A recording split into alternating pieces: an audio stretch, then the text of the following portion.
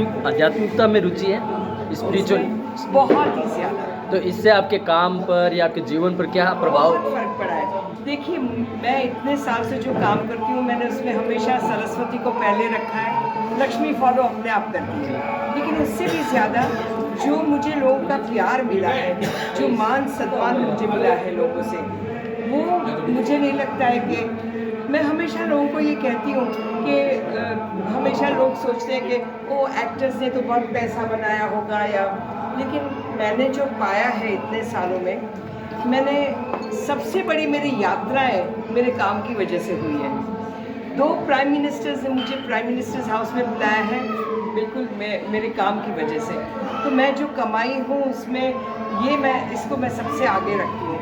महाकालेश्वर का महाअभिषेक मेरे हाथों से होना, या जैनों की ध्वजा चढ़ाना, या अजमेर में चद्दर चढ़ाना, या माता जी की मूर्ति का हम पंडाल का ओपनिंग करके सबसे पहली आरती करना, ये किसको मिलता है?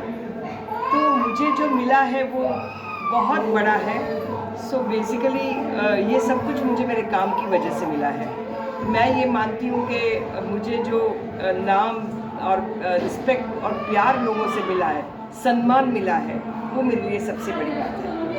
अब पहला प्यार आपका गायकी रही है, नृत्य रहा है, अभिनय की दुनिया में कैसे आया?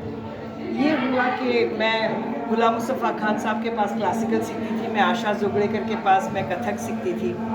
लेकिन डेस्टिनी ऐसी चीज़ है ना जो आपको, तो मैंने जिससे शादी की वो भी एक्टर, मेरी सास एक्टर, मेरी मम्मी एक्टर, गुजराती थिएटर के सब लोग थिएटर के, मेरे ससुर एक्टर, सब लोग एक्टर्स थे। तो लोगों ने, गुजराती थिएटर वालों ने मान लिया कि इनके बेटे और इनकी बेटी ने शादी की है तो ये भी तो एक्टिंग ही करेगी ना। उस तरह से मैं पहली बार मैंने स्टेज पर पैर रखा, और दैट वाज 1981। तब से मैंने मुड़कर देखा नहीं है, पीछे मुड़कर, और कैमरा को फेस करना मैंने शुरू किया। मैं 10th की मैंने एग्ज़ाम दी थी, मेरा रिज़ल्ट भी नहीं आया था, और मैं अपनी मम्मी का एक ड्रामा देखने गई थी मुंबई में, भाईदास में, और एक बहुत ब्यूटीफुल लेडी ने मुझे बुलाया, come here, will you anchor a show on Doordarshan children's programme? तो मैं बहुत कॉन्फिडेंट थी, so I said of course I will. तो बोलते कल दूरदर्शन पर आ जाना। मैं इतनी छोटी थी कि मेरे मम्मी पापा के साथ गई थी, मैं इतनी छोटी 15 साल की थी। सो दैट वाज, तभी Mumbai Doordarshan black and white था, और ये जो प्रोग्राम्स बच्चों के होते थे वो लाइव होते थे, रिकॉर्डेड नहीं होते थे। तो वो मैंने एंकर करना शुरू किया, और मैंने 7 साल तक वो एंकर किया। तो तब से मैं जानी पहचानी थी, लेकिन मुझे लगा कि दिस इज़ इट, कैमरे के सामने इतना ही हो सकता है।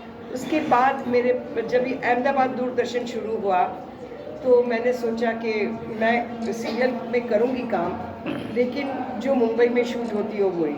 मेरी बेटी बहुत छोटी, she was a baby in arms, तो मैंने इसलिए तय किया कि जो मुंबई में शूट होता होगा घर में, वही मैं करूँगी। और उस वक्त मेरे पास बहुत सारी हिंदी फिल्में आई, और बड़ी बड़ी जो मतलब बाद में बहुत सक्सेसफुल रही वैसी, और मेरे लिए काफ़ी रुके। मैं बहुत यंग थी, तो मैं इतनी डर गई, मैंने कहा नहीं, मुझे फिल्मों में तो काम नहीं करना है, and my child needs me much more than I need films. तो इस तरह से मैंने उस वक्त फिल्में नहीं की, और नो रिग्रेट्स अबाउट इट, क्योंकि मैंने हमेशा मतलब परिवार, चाइल्ड, उसको फर्स्ट रखा, और उसके साथ साथ मैं जो कर सकती थी वो मैंने किया। लेकिन हमारे यहाँ मुंबई में गुजराती और मराठी थिएटर इतने आगे बढ़े हुए हैं कि they are, I mean a complete profession, they are professional theatre. हमारे मुंबई में महीने में 36 शोज़ करती हूँ मैं, 30 डेज़ में। उसमें से हुआ ये कि मैं अहमदाबाद दूरदर्शन पर जो सीरियलें बनने लगी वो मैं मुंबई में शूट होती थी वो करने लगी, और उसमें से उसके बाद एक महल और सपनों का सपना नवावितर, पहली बाइलिंगुअल सीरियल, वो हमारे गुजराती प्रोड्यूसर थे शोभना देसाई।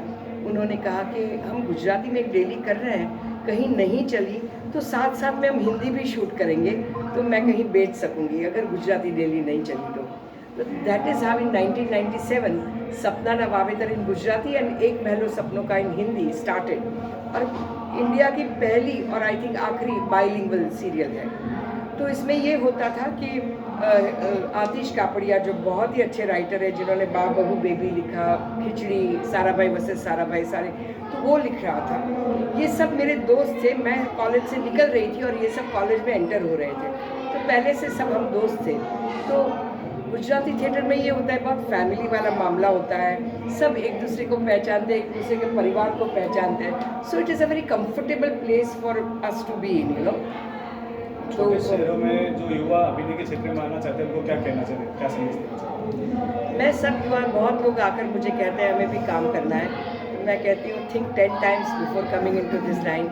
मैं ऐसा मानती हूँ कि अगर ये आपकी डेस्टिनी होगी तो आप कहीं से भी पिकअप किए जाओगे, और अगर ये आपकी डेस्टिनी नहीं है तो ये सबसे इनसिक्योर लाइन है। और दूसरी बात, इसमें सिर्फ हार्ड वर्क है, सिर्फ हार्ड वर्क। मेरे लिए इसमें कोई ग्लैमर नहीं है। मैं बिल्कुल जैसे माथाड़ी कामगार रास्ते बनाते हैं वो करते हैं, वही मैं काम, उतना ही मेहनत वाला काम करती हूँ, सिर्फ मैं मेकअप लगा कर करती हूँ, उतना ही फ़र्क है। तो इसलिए मैं सब यंगस्टर्स को कहूँगी कि have a plan be in your life. आपके पास कुछ ऑल्टरनेटिव प्लान होना ही चाहिए। मुंबई आकर जीना और वहाँ ये काम करना, काम मिलना पहले, और ये काम करना बहुत डिफ़िकल्ट है। और अगर 2 साल में आपका कुछ नहीं हुआ तो run back from wherever you have come, और अपनी लाइफ में कुछ और करना चाहिए। तो ये लाइन बहुत इनसिक्योर है, बहुत हार्ड वर्क है इसमें, हमारे लिए इसमें कोई ग्लैमर नहीं है। तो मैं यंगस्टर्स को ये कहूँगी कि think 10 times before wanting to do this. Bollywood में भी आपको गाने का मौका मिला? हाँ जी। बॉलीवुड में कोई फिल्म में आपने गाने का नहीं, फिल्म में नहीं गाया है, लेकिन मैंने एक रियलिटी शो किया था सहारा चैनल पर, जिसमें एक एक्टर सिंगर और एक प्लेबैक सिंगर की पेयर्स थी, और उसमें मुझे गाने का मौका मिला। लेकिन गाना तो मेरा छूट ही गया। जैसे मैंने मतलब दर्शन से मेरी शादी हुई और मैंने एक्टिंग करना शुरू किया, तो गुजराती थिएटर इतना टाइम ले लेता है आपका कि मेरा सब कुछ छूट गया, डांस, म्यूज़िक।